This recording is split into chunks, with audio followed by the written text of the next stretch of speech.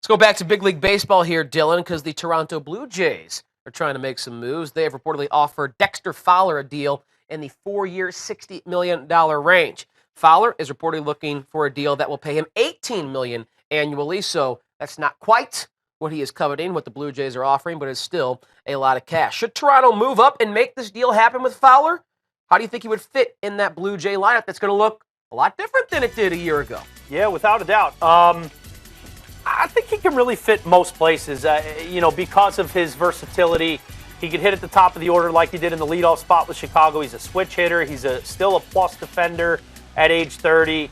He's sort of one of those spark plug guys. So I certainly think it would work for Toronto. But you start to think, they have Kevin Pillar out there. So I don't think he's going to get moved off a center as Pillar. So that means Dexter might have to slide to one of the corners.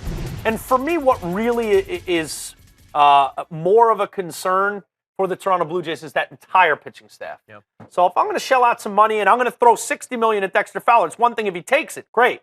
But if you say, no, you got to go more than that, and you start looking at, okay, if I got to go more for Dexter Fowler, what does that mean left over? What's left in the cookie jar to go boost this pitching staff? If I'm the Blue Jays and I want to compete in the AL East, in the American League in general, you got to improve that pitching staff, both on the front end and the back end. As long as they have some money left over, then I like the move to bring in Dexter Fowler. I really like the move to bring him in anywhere because he can fit. This isn't my favorite fit for him, though. We talked about links. John Heyman tweeted out, there's a link to the St. Louis Cardinals. I like that fit better. There's other teams out there I like the fit better.